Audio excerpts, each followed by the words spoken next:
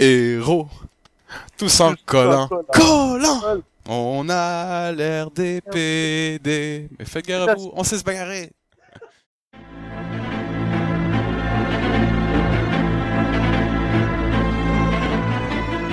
Bonjour tout le monde, bienvenue sur CVTV, le nouveau réseau d'information et divertissement sur le web. À chaque semaine, on passe à travers les plus grosses nouvelles du cinéma, de la télévision et des jeux vidéo. Puis on est là pour vous servir, donc si vous avez des questions ou des commentaires, envoyez-nous-les par courriel ou dans la section commentaires juste en dessous du vidéo, puis ça va nous faire plaisir de vous répondre à la prochaine émission. Puis avant tout, on veut vous remercier tout le monde qui nous suit, c'est vraiment apprécié. Puis si c'est pas déjà fait, abonnez-vous à notre chaîne YouTube pour rester au courant des dernières nouvelles et de toutes nos folies. Aujourd'hui avec nous, on a notre expert en BD, en nouvelles technologies, le patient 29, Mr. Phil. Bonsoir. Puis également avec nous, on a un autre fan fini de comics, Mr. Corbin Dallas, Patrice. Salut Pat. Salut. Oui, Multipass. Premièrement, ce vendredi 2 mai, The Amazing Spider-Man 2 sort en salle. Le film est déjà... Ouais! On a amené Patrice parce que Phil était pas assez heureux que le film arrive. Fallait trouver quelqu'un qui était fan de Spider-Man, de Amazing Spider-Man. De la version cinématique. Mais le film est déjà en salle à certains endroits en Europe puis ailleurs depuis la semaine passée. Et depuis, le film a reçu des critiques mixtes allant de très bonnes à un peu décevantes. Mais il y a rien de catastrophique. Manquez pas notre revue qui va être mise en ligne la semaine prochaine, puis ainsi qu'une vidéo où on va passer à travers tous les Easter eggs, les secrets cachés mis dans le film par le studio qui vont faire référence, qui font référence à d'autres aspects de l'univers Marvel, comme on avait déjà fait pour Captain America 2. Phil, toi qui es pas du tout excité pour le film, t'avais pas aimé le premier? Non. Qu'est-ce que le film a besoin d'avoir pour te faire changer d'idée, à part changer les acteurs?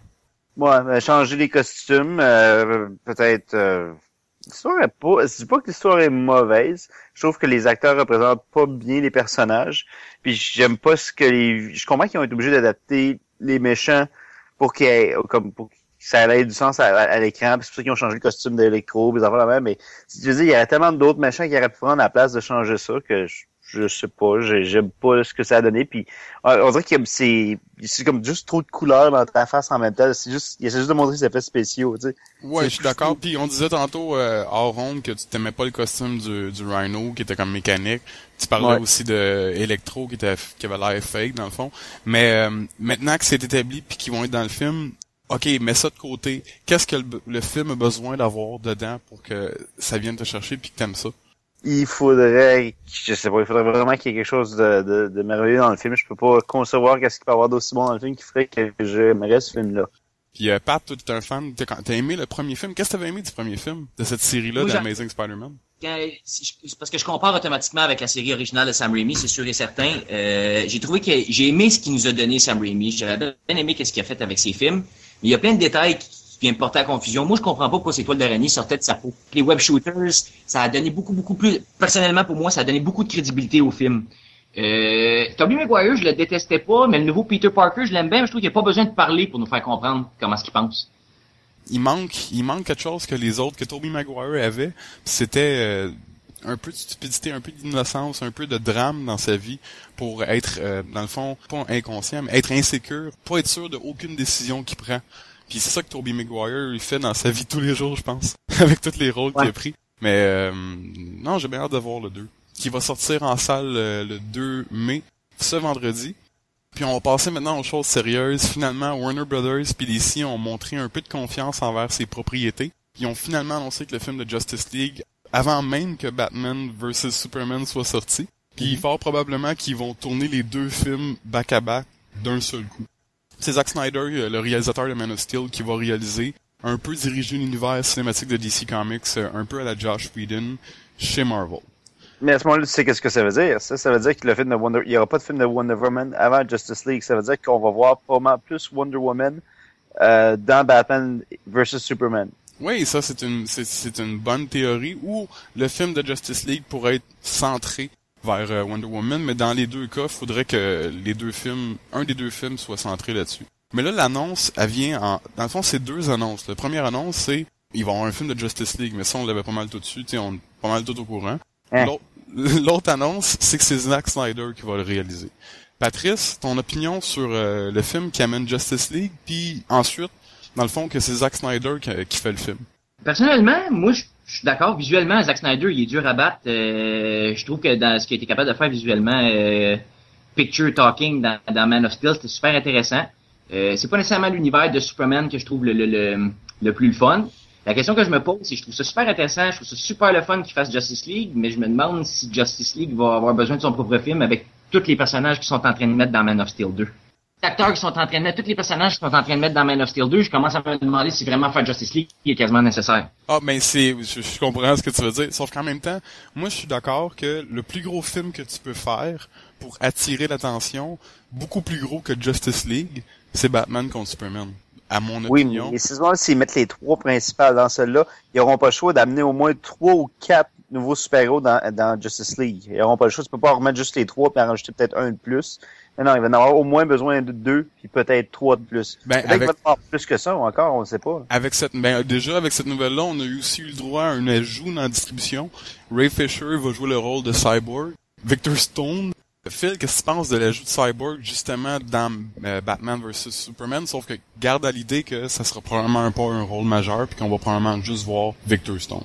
Ils vont l'établir puis il arriverait dans Justice League? Ben, il serait déjà là, sauf qu'il pourrait lui arriver quelque chose dans Justice League. Ils ont déjà fait référence à Star Labs dans Man of Steel. C'est là qu'est arrivé son accident.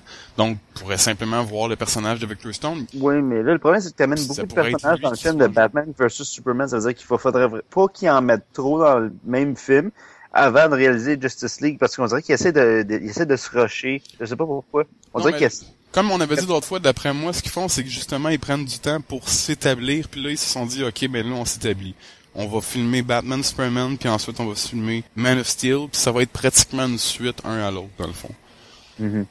Je trouve que c'est une bonne idée.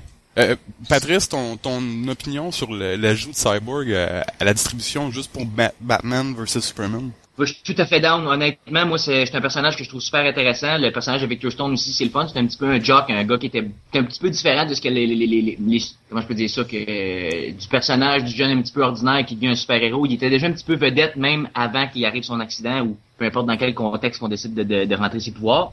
Comme tu dis, Phil, si jamais ils font rentrer en tant que Victor Stone et on voit pas nécessairement Cyborg, je trouve que ça peut être super intéressant de faire rentrer le personnage au début avant qu'il arrive ça pour qu'on puisse se familiariser avec lui au lieu de faire tout d'un coup quand il amène Cyborg. Ouais, puis il est déjà beaucoup plus jeune que le reste de la distribution. Tu sais, cet acteur-là, Ray Fisher, c'est pas un acteur connu. Par contre, Phil, pour lui donner des points, c'est un acteur établi. C'est un acteur Broadway, lui. Il fait de la scène. Fait que comparé à peut-être d'autres personnes qui ont déjà nommé pour faire d'autres personnages dans Batman, Superman, c'est des vrais acteurs. Non, mais Gal Gadot, je veux pas pointer de doigt, j'ai hâte de voir, puis j'ai confiance en elle, sauf que, tu sais, c'est pas une actrice, là. Non. Au moins, non, c'est le mannequin. Ça va être intéressant. J'ai quand même hâte de voir. Je suis beaucoup plus vendu à l'univers Marvel, définitivement. J'ai grandi avec eux autres. J'aime bien Superman aussi. Je vais être honnête avec toi. J'ai toujours eu de la misère avec un gars qui portait des bobettes par-dessus des collants bleus. Top Steel, finalement compris qu'il était pas obligé d'y mettre des bobettes. Parce que exact. Je trouve ça le fun. Il manque juste comme ils disent dans Incredibles, tout ce qui manque, c'est d'enlever la cape. No cape. Pas de cape. Non, pas de cape, non. C'est ça. À tout ce qui est arrivé avec les héros avant, là. C'est ça qui reste pogné dans les avions, là. Non, mais moi, personnellement, je suis vraiment content. Je trouve que Cyborg puis Shazam, c'est les deux qui manquaient. Dans le fond, il manque juste Shazam annoncé. Mais il y a plein d'autres rumeurs de casting qui ont refait surface depuis ces nouvelles-là. Puis les deux plus grosses étant Jason Momoa puis Matt Damon. Puis les rumeurs attachent Momoa à Martian Manhunter, puis Aquaman, puis Damon également à Aquaman. Phil, Jason Momoa, je sais que tu le connais assez bien à travers Game of Thrones. Quel rôle que tu le verrais jouer? Je pense pas que ça arriverait, mais je le verrais jouer Vandal Savage. Je suis tellement d'accord avec toi, il a la face pour jouer Vandal Savage. Oui. Définitivement, moi aussi. Est-ce que tu es d'accord d'avoir Jason Momoa dans Justice League? Oui, ça pourrait être bon, ça. Patrice? Et voilà. Moi, comme ben là, tu viens de me dire, regarde, j'avais pas pensé, tu viens de dire Vandal Savage, je trouve que c'est une méchante bonne idée. Par exemple, moi, les rumeurs que j'avais entendues à propos de lui, c'était qu'il ferait une apparition en tant que Doomsday. Ouais, Doomsday. Ouais, ça pourrait... je sais pas, mais je sais, mais ça, il me semble que c'est trop simple, c'est trop facile d'avoir Doomsday tout de suite. Il me semble que avoir quelqu'un de beaucoup plus compliqué, puis beaucoup plus de profond comme Vandal Savage, parce qu'on a déjà parlé souvent, moi pis Phil, qu'il ferait un très bon Vandal Savage parce qu'il a l'air d'un homme des cavernes. Oui, mais justement, ils ont l'air de se rusher, donc ça se peut que, justement, ils décident de l'amener dans un film... S'il l'amène comme Darkseid, je vais être obligé de dire qu'il se rush. Par contre, s'il l'amène comme Vandal Savage, Phil, est-ce que tu vas être un peu plus vendu à l'idée des films de DC? Oui. Excellent. OK, là, on va essayer de parler le plus sérieusement possible sans faire de blagues. OK. Votre opinion sur Matt Damon dans un film de DC. Pas faire de blagues avec ça, c'est dur. C'est ça, hein? Ouais. Non, mais c'est parce que je vais vous demander quel rôle que vous le verrez jouer, puis c'est là qu'il faut être sérieux, dans le fond. Je trouve qu'il y a une phase d'Aquaman. Ouais, mais ce serait pas le Aquaman que moi je verrais voir.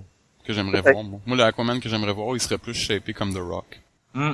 Je le verrais très facilement remplacer, là, je viens d'y penser, là, je le verrais remplacer Ryan Reynolds pour faire Lantern. Ah, tu vois, j'ai la même idée.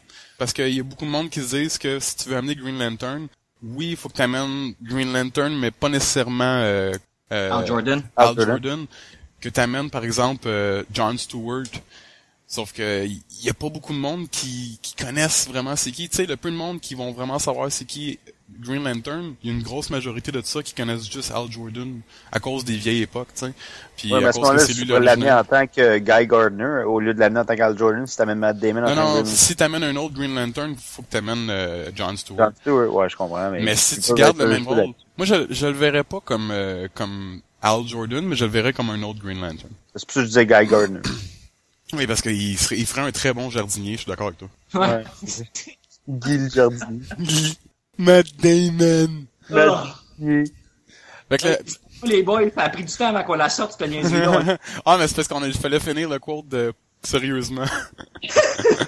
Puis pour continuer dans ces nouvelles-là, le New York Times, dans le fond, il a sorti 2 articles, ont annoncé dans leur article qui décrivait les nouvelles sur le film de Justice League, que DC puis Warner Brothers ont des plans pour 11 autres films basés sur des propriétés de DC Comics. Mais apparemment, ils feraient pas partie du même univers cinématique que Justice League puis Batman Superman.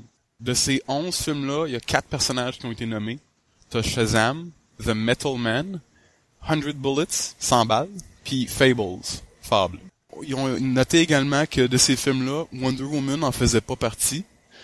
Puis que, c'est logique parce qu'ils disaient que ces films-là faisaient pas partie du même univers. Fait que Wonder Woman serait pas dans cette liste-là parce que Wonder Woman fait partie de ces univers-là.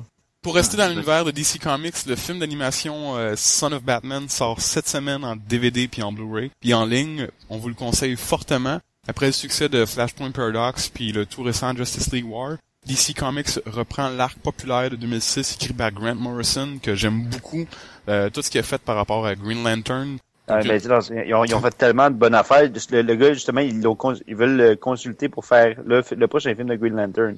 Dans le fond, ce film-là d'animation de Son of Batman, puis dans l'arc de bande dessinée, il introduisait un nouveau personnage dans l'univers de DC. C'était Damien, le fils de Bruce Wayne, puis de Talia al Ghul, la fille de Ra's al Ghul.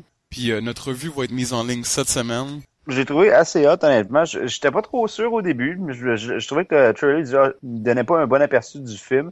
Parce que je me disais, on dirait que ça a pas l'air super bon, puis finalement, le film était très bon. C'est un autre bon film de DC. Contrairement à toi, moi je l'ai trouvé bon également, sauf que je trouvais que la bande-annonce était exactement ce que le film était. J'étais un peu déçu. Il y avait des bons petits bouts quand il disait, par exemple, I'll drive, no. I know how, no. Puis ils leur disent à la fin. C'était des belles petites scènes. Je sais que Patrice l'a pas vu encore, fait qu'on va pas aller dans les détails. Mais le film sort cette semaine. C'était un autre bon film d'animation, mais j'ai plus hâte à Assault on Arkham. Le prochain film de Batman d'animation, lui, il a l'air très hot.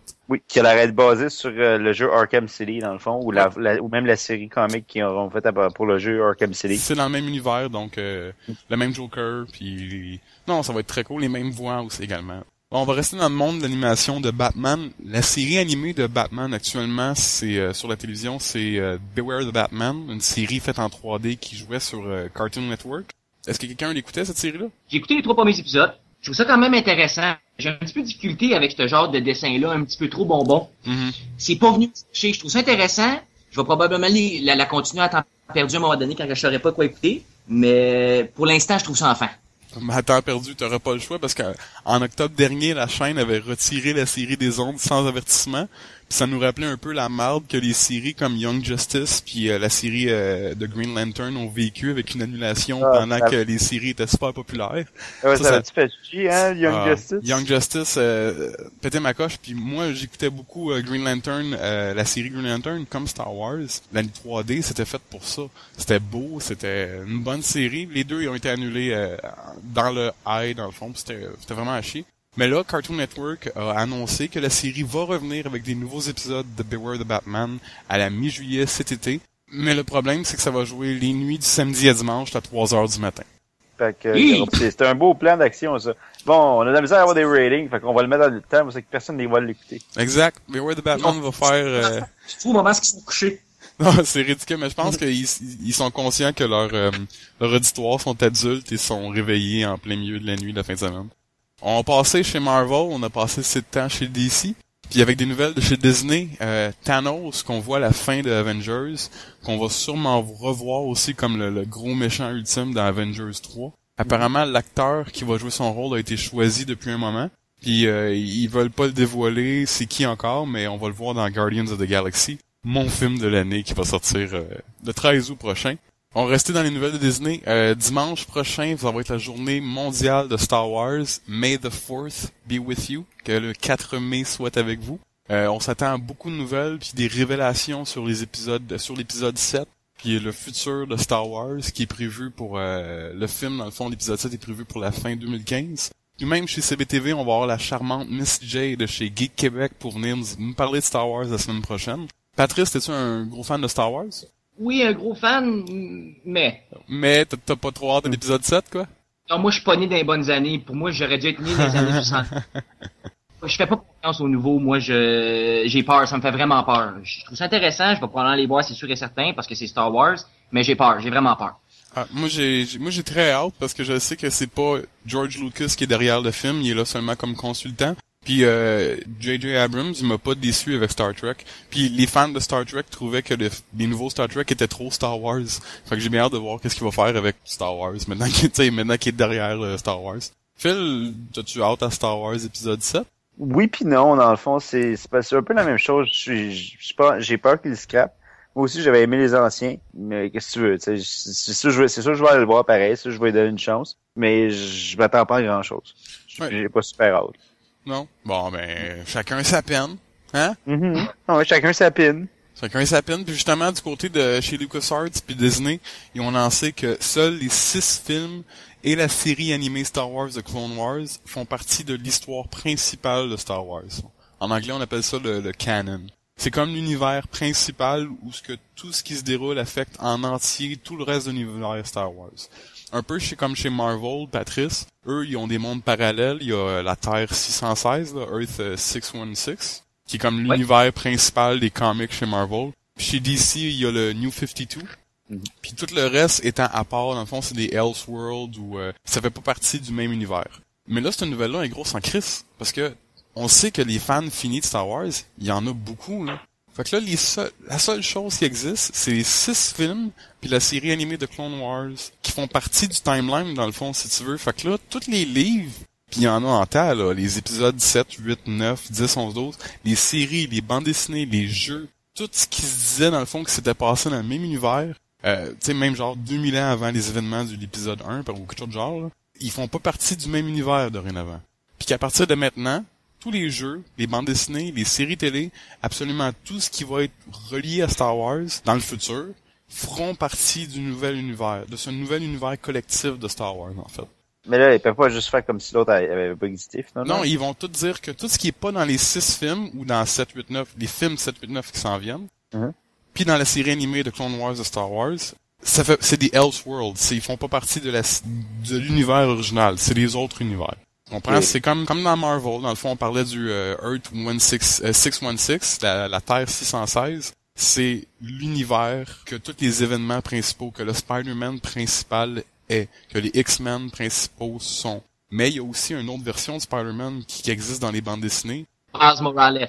Mais c'est pas lui dans la version 616? Dans la version 116, c'est Peter Parker. Il était pas mort, lui? Ah, ok, toi, tu parles de Superior. Superior, ça, c'est Dr. Octopus qui tue Peter Parker puis qui est son esprit rentre dans son corps. Ça a fait un an, ça a pas... Ok, non, je pensais que c'était Miles Morales qui avait remplacé Peter Parker.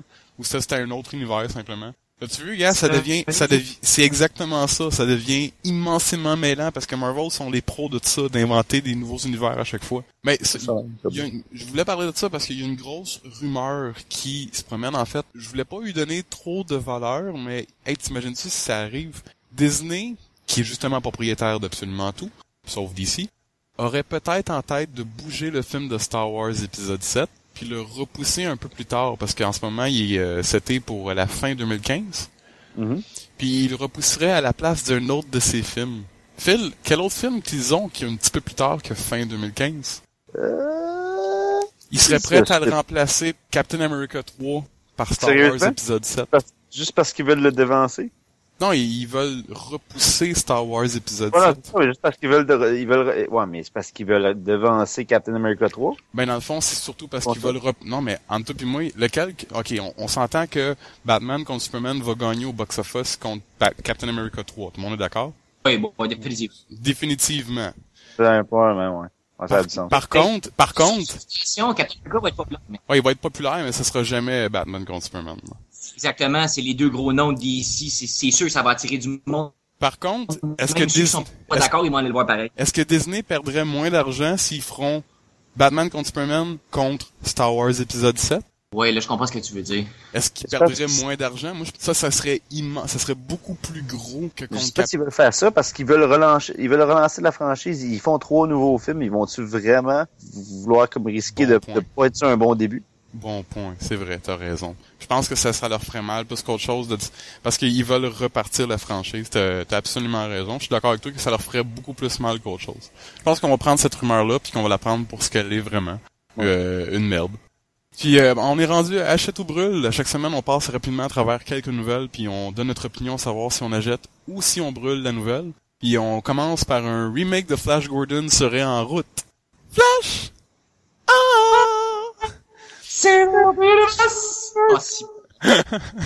Apparemment, la Fox aurait acheté les droits du personnage pour en refaire un film cette année marquant les 80e anniversaire de Flash Gordon.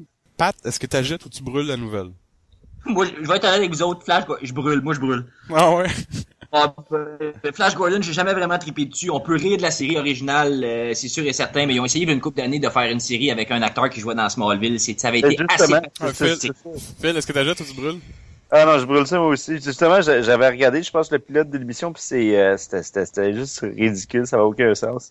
Ben, moi, personnellement, je vais l'acheter, mais à une seule condition, ça dépend qui va réaliser le film. Si c'est un acteur comique, un bon acteur, un bon réalisateur comique, quelqu'un qui est solide, puis justement qui décide de faire un film d'action avec une grosse touche d'humour derrière ça. J'ai pas aimé ces films-là, mais je vais prendre par exemple Kick-Ass. Je pense que ça pourrait être une belle idée, mais j'ai jamais écouté ce film-là, j'ai jamais suivi ces petits films-là, donc. Deuxième sujet, on a appris que Lou Ferrigno, qui est devenu célèbre pour avoir incarné le Hulk à la télé pendant presque 20 ans, allait reprendre son rôle pour faire la voix du Hulk dans Avengers 2 Age of Ultron. C'était lui qui faisait la voix du Hulk, en fait, dans le film The Incredible Hulk avec Edward Norton. C'était également lui qui faisait la voix dans le film The Avengers. Personnellement, je vais vendre la nouvelle, pas parce que je l'aime pas, je l'adore, sauf que je trouvais justement je sais pas si c'est lui à la fin de Avengers qui disait Puny God. Oui. Ou si c'était la voix de l'acteur. Je me demande c'est qui l'a dit. Parce que je pense que c'était Lou Ferrigno aussi. Parce que si c'est Ferrigno qui le dit, je vais vendre parce que je trouvais que sa voix était poche, sa voix est supposée être monstrueuse. Puis à date, ça a toujours bien été. Je trouve que il fait une bonne voix pour faire de Hulk. Mais je pense que c'était bien Mark Ruffalo qui faisait à la fin du film puis qui disait Puny God parce que sa voix était trop... C'était basse, hein? Je trouvais que ça était gentil, il était trop douce, trop gentil. C'est comme si ça matchait pas avec ce qu'il y avait à l'écran dans le fond, c'était bizarre. Ouais, exact, puis à ce qu'on s'était habitué dans l'autre film également. Patrice, est-ce que t'achètes ou tu vends Lou Ferrigno qui revient pour Avengers 2? Moi, j'achète Lou Ferrigno jusqu'à temps qu'il meure pis qu'il puisse plus jouer. Ah oui, à ce point-là. Ah oui, regarde. Comment je peux dire ça? Ma mère, elle écoute les films de Hulk avec moi pis elle trippe parce qu'elle le reconnaît Ferrigno de l'époque quand elle l'écoutait dans la télésérie originale. Ben oui. Moi, c'est le fun, c'est survol à nos parents pis je trouve ça vraiment cool. J'ai encore le VHS du film, le deuxième film en fait, The Return of the Incredible Hulk avec Thor. Ah, il était carré. Le gars qui fait Thor dans le film, c'est le gars qui faisait Petit Jean dans Robin des Bois Héros en collant. Sérieusement? Ouais, qui faisait Petit Jean quelques années plus tard. Il commençait à être plus gros, il commençait à être plus vieux. Je me noie! Oh oui, je me noie, aidez-moi! Je me noie! C'est pas nager! Héros, tous en collant. Collant! On a l'air des PD. Mais faites gare à vous, on sait se bagarrer. Bon, mais voilà, faut que j'écoute ce film-là. On passe à la prochaine nouvelle. Simon Kinberg, qui est réalisateur et scripteur pour X-Men Days of Future Past, a dit que la Fox est intéressée à amener quelques-uns des X-Men au petit écran. Puis d'autres également, personnages comme Fantastic Four également, un peu comme Marvel font avec Daredevil puis The Defenders qui s'en vient sur Netflix à la fin de l'année. Phil, est-ce que t'achètes ou tu brûles la nouvelle? Ils peuvent le faire, mais c'est parce que, tu sais, à un moment donné, faut pas que ce soit juste à propos de faire de l'argent. Il faut vraiment que les séries soient bien bâties, parce que là, c'est tough de faire des bonnes séries. Agents of S.H.I.E.L.D. Regarde, le script est dégueulasse, la série, là. Elle survit parce qu'il amène du monde, des films dans la série, pis c'est la seule raison pour laquelle le monde regarde ça. Ben, c'est pas bon, les acteurs sont pas bons. Pat, est-ce que tu t'es intéressé? Est-ce que t'achètes ou tu brûles, en fait, des séries de la Fox télé de X-Men puis Fantastic Four? Je regarde, c'est partagé. Je vais brûler, mais je vais garder une bonbonne à côté de moi pour être sûr. Excellent.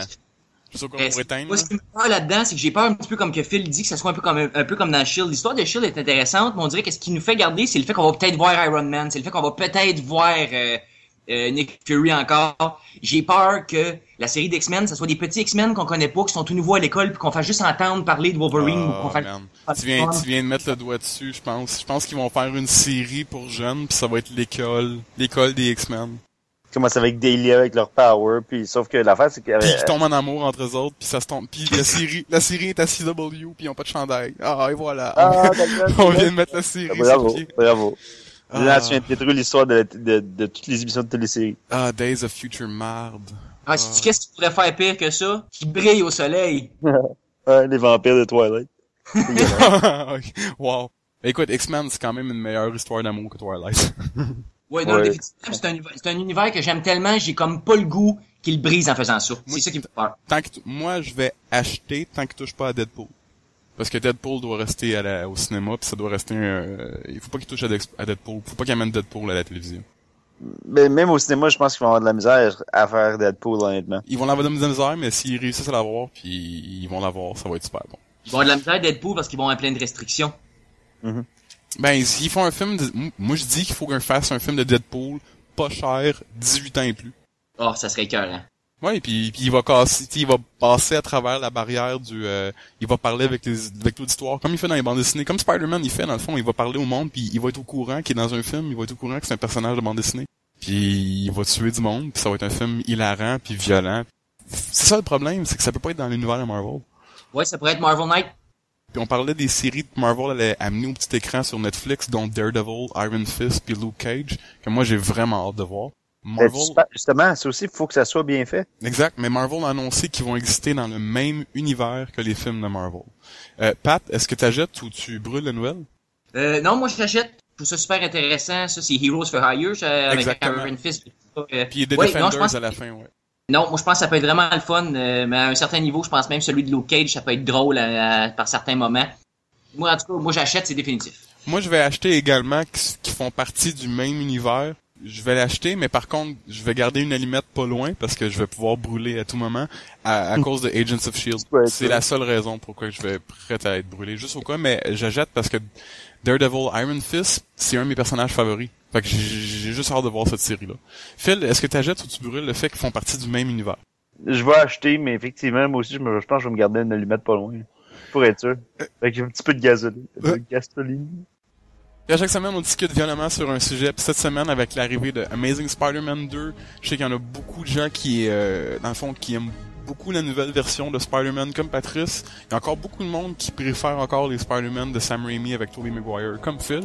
Cette semaine, on va s'amuser à comparer les deux en détail. On va comparer les acteurs principaux, comparer les acteurs de support, les vilains, les effets spéciaux, le potentiel que les deux films ont, puis finalement, on va donner notre opinion finale sur le film. Fait qu'on va commencer en fait à comparer les acteurs principaux, nos deux Spider-Man. Andrew Garfield contre Tobey Maguire. Patrice, qui gagne entre Andrew Garfield et Tobey Maguire comme meilleur Spider-Man? C'est un peu dur. Personnellement, je trouve que les deux amènent une dimension assez différente au personnage. Personnellement, moi, je me reconnais plus dans celui d'Andrew Garfield. Pourquoi? Je le trouve drôle un peu dans sa maladresse, dans sa chance. Tandis que le... Chanceux dans sa malchance. Ouais, un petit peu. Je trouve qu'on le voit gagner de la confiance aussi au travers le film. Tu le vois à la fin, comment est-ce qu'il s'appelle? Flash, il va le voir puis il dit « Hey, tu t'en viens bien » parce qu'il commence à avoir les bras, il commence à être en forme. Tobey Maguire, je l'ai trouvé bien, Mais je trouvais qu'il mettait pas assez de profondeur psychologique sur le personnage. Ça reste mon opinion aussi. Je suis un grand fan de cinéma, déjà en partant tout court aussi. Je te dirais, c'est 45-55. Je vais mettre Andrew Garfield à 55%, puis Tobey Maguire à 45%. Good. Philippe, à ton tour, en fait, Andrew Garfield ou Tobey Maguire? Tobey Maguire, mais honnêtement, je déteste pas Andrew Garfield tant que ça en tant que Spider-Man. C'est pas le fait qu'il est l'acteur que j'aime pas ça, malgré que le film, je le trouve pas assez bâti. Je trouvais que Tobey Maguire avait la bonne cote pour être Spider-Man. Surtout qu'on le voyait dans le premier film devenir musclé du jour au lendemain à cause de la piqûre. C'est ça. Je trouvais que j'avais aimé justement ce que ça avait fait, ce que ça l'avait changé du jour au lendemain, exactement. Mais je pense que je dirais Tobey Maguire à peu près à 70-30% dans le fond. Personnellement, je trouve que Tobey Maguire, pour les 2 films de Spider-Man, on va pas compter le 3e, ce film-là n'a jamais existé. Tobey Maguire est un meilleur acteur. Il faut pas qu'il soit chanceux dans sa malchance, il faut qu'il soit malchanceux dans sa malchance, Peter Parker. Moi, c'est le même, j'ai grandi avec la série animée des années 90. Il sait jamais rien ce qui se passe. Il est toujours, dans le fond, impliqué. Il y a 2 décisions. Ouais, mais il est tout le temps impliqué dans c'est ça, il est tout le temps impliqué dans des situations involontaires, pis c'est tout le temps de sa faute.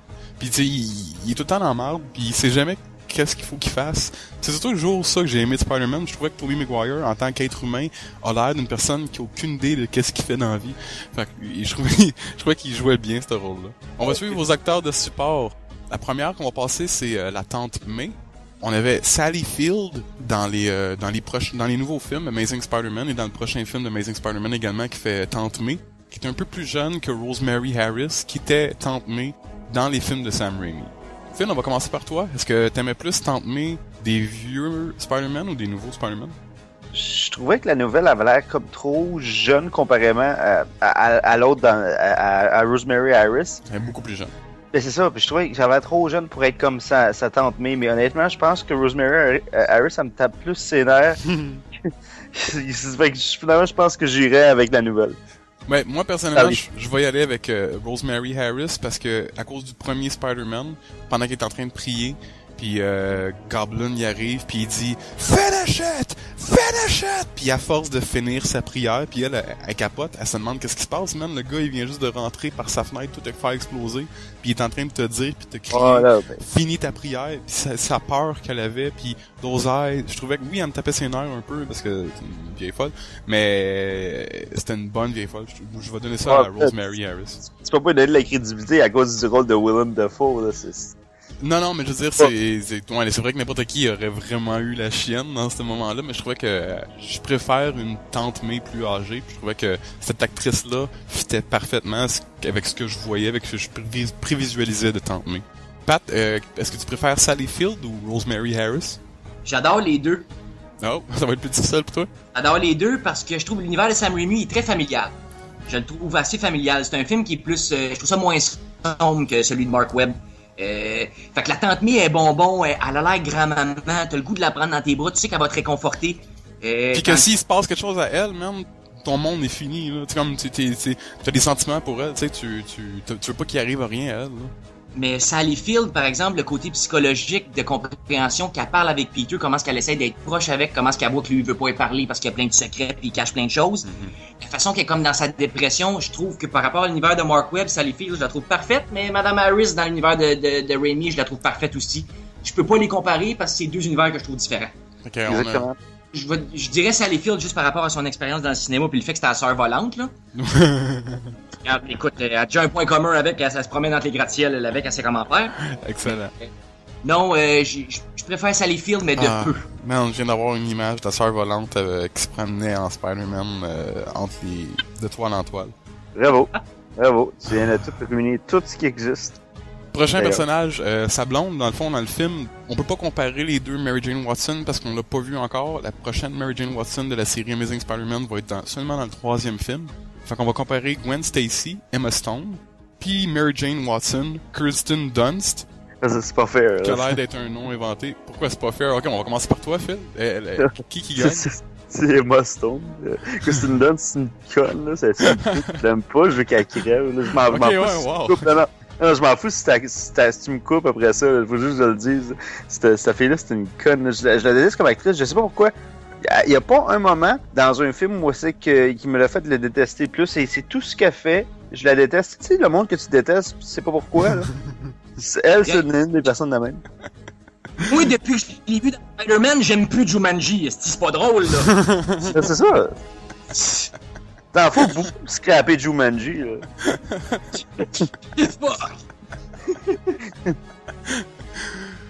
Ok, ben... Ok, je vais dire Emma Stone, parce que je vais pas me faire pitcher des roches, simplement. J'expliquerai pas pourquoi, là. Non, je pense qu'on a même pas besoin d'expliquer pourquoi. Regarde, hey, même... Non, je vais donner une raison. Emma Stone, parce que je m'attaperais plus que Stone. Je suis pas capable de dire le nom de l'autre, fait que je vais dire Emma Stone. Ok, tu disais, Phil, que c'était pas fair? On va parler des vilains. Green Goblin, Willem Dafoe, contre le lézard, Rhys Ifans. Patrice, que tu donnes ça à Willem Dafoe ou à Rhys Ifans? L'acteur, je le donne à Willem Dafoe. Par exemple, j'ai pas aimé le costume du Goblin dans le premier. J'aimais pas que ce soit un casque, le Goblin. Toi, tu voulais plus que sa face modifiée comme on va voir dans l'Amazing Spider-Man 2. Comme un masque, comme les dessins animés ou les bandes dessinées étaient. Ça m'a comme un peu dérangé de voir sa bouche parler au travers de la bouche. Ok. Moi, je vais le donner à Willem Dafoe parce que... Wow, Willem Dafoe est juste trop bon comme acteur. Puis je vais le donner au personnage également de Green Goblin parce que... We'll meet again, Spider-Man! Ce bout-là est écœurant, cet acteur-là est écœurant, puis j'ai vraiment aimé le costume. J'aime le bout où il chante la toune quand Spider-Man est en train de tenir le Spider. Tu l'entends, it's a Betty Spider crawling on the web. Il m'a trop fait rire. Il fait du fucker, pas mal. Ben, c'est pour ça, Willem Dafoe était écœurant. Ça a pas l'air. Ben, c'est pour ça, c'est effectivement son costume, j'aurais aimé ça. Qu'il y ait une espèce qu'il y ait une face un peu plus CGI, que sa face, elle change, au lieu qu'il y ait un costume de même. Mais, entre avoir le nouveau costume du Goblin, je veux dire, celui qu'ils ont fait dans le troisième, là, qui avait l'air d'un ninja, là, j'aime mieux celui dans le premier, pareil. Tant qu'à comparer entre les deux, là.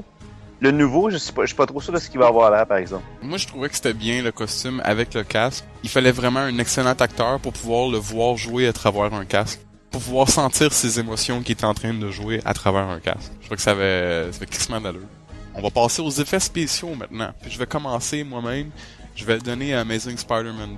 Je trouvais que dans les 3 films de Sam Raimi, le premier film surtout, le seul gros film de super-héros qu'on avait vu avant, c'était Blade, puis X-Men. Puis X-Men, il était pas fait avec un gros budget, là. Quand Spider-Man est sorti, c'était le premier gros film à gros budget que Marvel puis Stan Lee se sont assis puis se sont dit, ok, ben là, on met de l'argent puis on va faire ça beau. Quand le film est sorti, il était vraiment magnifique. Mais quand tu compares ça avec l'Amazing Spider-Man, c'est rien. Amazing Spider-Man était écœurant. Quand il se bat contre le lézard, puis qu'il commence à courir autour de lui, puis qu'il met plein de toiles autour de lui, puis qu'il fait comme une espèce de cocon, c'était génial, c'était super bien fait, c'était comme une araignée, puis je trouvais ça vraiment beau, fait que je vais donner ça à Amazing Spider-Man. Phil, lequel qui t'a le plus impressionné par rapport aux effets spéciaux? C'est ça le problème, parce que si tu me dis lequel qui a le plus d'effets spéciaux, c'est sûr que je vais dire le deuxième, mais je sais pas si les effets spéciaux étaient mieux dans les anciens pour moi, parce que je trouvais que ça faisait plus réaliste, ça faisait plus Spider-Man, malgré que c'est sûr qu'au niveau effets spéciaux, dans le deuxième, il y a des bons bouts de pareil, mais je trouve qu'il y en a trop maintenant, que ça l'enlève comme de la réalité. Parce qu'on trouvait qu'il était trop fake. Juste de ça. C'est comme il aurait pu faire une balance entre les deux, ça sort. Il aurait pas en mettre plus que dans la première version, mais tout en respectant le fait que quoi que tu veux t'apercevoir que c'est un personnage réel, puis que c'est pas juste comme de l'animation que tu regardes présentement. Patrice? Ben, vous vous souvenez de la Matrice, vous autres, hein? Ouais. Bon, ben, le Mark Webb, il a pris le même système de filmage pour faire Amazing Spider-Man. Fait que c'est définitif que je donne à Amazing Spider-Man. Tout ce qu'ils ont ralenti, puis la caméra qui se promène autour, je trouve ça extraordinaire. Ils ont fait... Le visuel de Sam Raimi était beau aussi. Pour le premier Spider-Man, c'était écœurant. Moi, j'avais été surpris. Il s'accroche après l'épaule au doigt. J'ai trouvé ça vraiment cool. Mais Mark Webb a poussé ça à une autre limite. La technologie, c'est extraordinaire son visuel. La technologie est beaucoup plus poussée aujourd'hui qu'elle l'était là, juste 10 ans de ça. Fait que je peux comprendre que c'est facile de donner Amazing Spider-Man. Par contre, il y a une affaire que je trouvais vraiment cool dans les anciens Spider-Man qu'on n'a pas vu dans le premier film d'Amazing Spider-Man. C'est Spider-Man se promener dans les rues puis manquer sa shot puis devenir meilleur, puis rentrer dans les poteaux, rentrer dans les murs, rentrer dans les pancartes. Parce que n'importe qui a joué au jeu de Spider-Man soit sur une console, soit sur le PC, quand tu commences à te promener entre les buildings, c'est ça qui arrive. Tu rentres dans les murs, tu rentres dans les pancartes. C'est pas évident de se promener de toile en toile. Puis je trouvais que ça avait de l'allure dans le film. Dans le premier Amazing Spider-Man, je trouvais qu'il était trop bon tout de suite, trop habitué, trop de tôt de suite. Je le donne quand même à Amazing Spider-Man. Je trouve qu'il y a encore beaucoup de potentiel, puis tant qu'il se tape pas ce que nous on appelle dans le monde du cinéma un Spider-Man 3, tout va bien aller. Ouais, on espère, hein. Ouais. Fait que votre opinion finale, en fait, de quel film est-ce que vous préférez, le Spider-Man 1 ou Amazing Spider-Man 1? Phil, on va commencer par toi. Spider-Man 1. Comparément à, même si je compare les deux premiers films, moi, le premier, c'était tellement, il devient Spider-Man dans la première version. Tu le vois vraiment devenir Spider-Man, mais dans la nouvelle version, c'est comme il est Peter Parker puis Spider-Man comme tout de suite, me semble. Puis j'aime pas ce qu'ils ont fait avec l'histoire. Je sais pas, je suis juste pas capable d'embarquer dedans. J'ai essayé, puis je me suis endormi 2 fois sur le film. Je te souhaite surtout que le deuxième t'embarque dedans, parce que moi, le deuxième, beaucoup trop de promos, mais j'ai beaucoup d'espoir en ce film-là. Je vais le donner à Mark Webb, moi, parce que, justement, parce qu'il y a encore beaucoup de potentiel, puis, gars, t'as scrappé ta franchise avec ton troisième film. Fait que ça t'enlève, non seulement ton troisième film était mauvais puis tu peux plus faire de suite, mais ça t'enlève du crédit pour ton premier puis ton deuxième film. À mon opinion. Ouais, tout à fait d'accord. Patrice, ton opinion par rapport à Amazing Spider-Man de Sam Raimi contre Spider-Man de Sam Raimi, le premier, contre le premier Amazing Spider-Man? Je préfère Amazing Spider-Man, définitivement. La grande raison, c'est les web shooters. C'est comme c'est ce qui a vraiment penché dans la balance. Par exemple, on veut s'arrêter au jeu d'acteur. Comme on a dit tantôt, Willem Dafoe, tu peux pas comparer Rhys Ifans à Willem Dafoe, c'est comme infaisable. Fait que côté performance, côté cinéma, je donnerais à Sam Raimi, mais j'étais un fan de Spider-Man, je dois le donner à Mark Webb. Ouais, mais je suis d'accord que c'est très difficile à comparer parce que les deux sont pas dans la même catégorie de films. C'est comme comparer The Dark Knight avec Christian Bale puis Batman avec Michael Keaton. Non, c'est pas faisable, ça.